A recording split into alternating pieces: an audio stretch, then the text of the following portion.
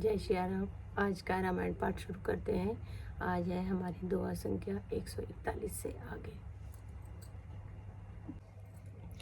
भयो निषादु विदास विषाद बस देखत सचिव तुरंग बोली सुसेवक चारि तब दिए सारथी संग। मंत्री और घोड़ों की दशा देखकर निषाद राज विषाद के बस हो गए तथा उन्होंने अपने 4 उत्तम सेवक बुलाकर सारथी के शांत कर दिए। गो सारथी फिरे पहुँचाई बिरहु विषाद बरनी नहीं जाई चले अवध लय रथ ही निषादा होई छन मगन विषादा। निषाद राजगुरु सारथी सुमंत्र जी को पहुंचाकर विदा करके लौट आए। उनके विरह और दुख का वर्णन नहीं किया जा सकता। वे चारों निषाद रथ को लेकर अवध की ओर चले। सुमंत्र और घोड़ों को देख देख कर वे भी क्षण भर में विषाद में डूब जाते हैं। सोच सुमंत्र विकल दुख दीना दिग जीवन रघुवीर विहीना रहे नांत हो अधम शरीरो जसु न लहे बिछुरत रघुवीरो। व्याकुल और दुख से दीन हुए सुमंत्र जी सोचते हैं कि श्री रघुवीर जी के बिना जीने को धिक्कार है। आखिर ये अधम शरीर रहेगा तो है ही नहीं। अभी श्री रामचंद्र जी को बिछड़ते ही छूट कर इसने यश क्यों नहीं ले लिया।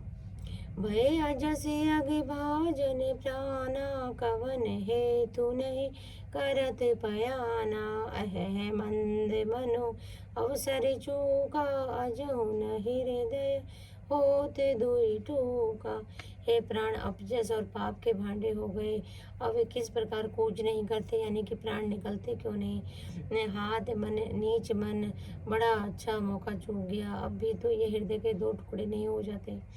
मीजी हाथ सिरु धुनि पछिताई मनहु कृपन धन राशि गवाई बिरधि बांधि बर बीरु कहाय चले समर जनु सुबटे पराई।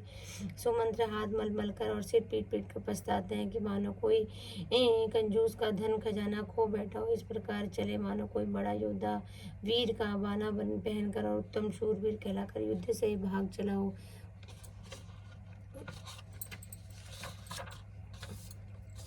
विप्र विवेकी वेद विद समत साध सुजाति जिमि धोखे मद पान कर सचिव सोचते भांति।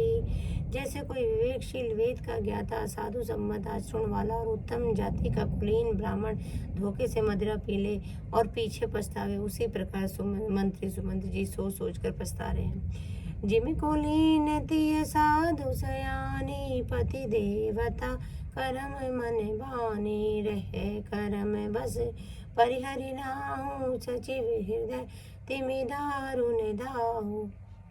जैसे किसी उत्तम कुल वाली साधु स्वभाव को समझदार और मन वचन क्रम से पति को ही देवता मानने वाली पतिव्रता स्त्री को भाग्यवश पति को छोड़कर पति से अलग रहना पड़े, उस समय उसके हृदय में जैसे भयानक संताप होता है वैसा ही मंत्री के हृदय में हो रहा है। लोचन सजल डीठी भई थोरी सुनई न श्रवण विकल मति भोरी सुखहि अधर लागी मुँह लाठी जीवन जायुर अवधि कपाठी।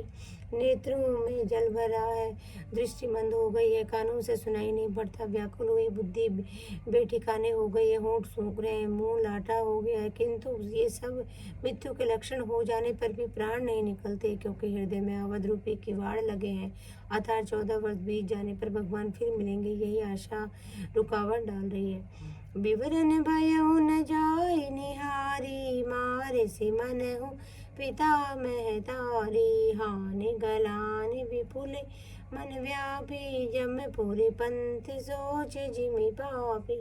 सुमंत्र जी का मुख का रंग बदल गया है, जो देखा नहीं जाता, ऐसा मालूम होता है मानो उन्होंने माता पिता को मार डाला हो। उनके मन में राम वियोग रूपी हानि की महान ग्लानि पीड़ा छा रही है, जैसे कोई पापी मनुष्य नरक को जाता हुआ रास्ते में सोच कर रहा हो।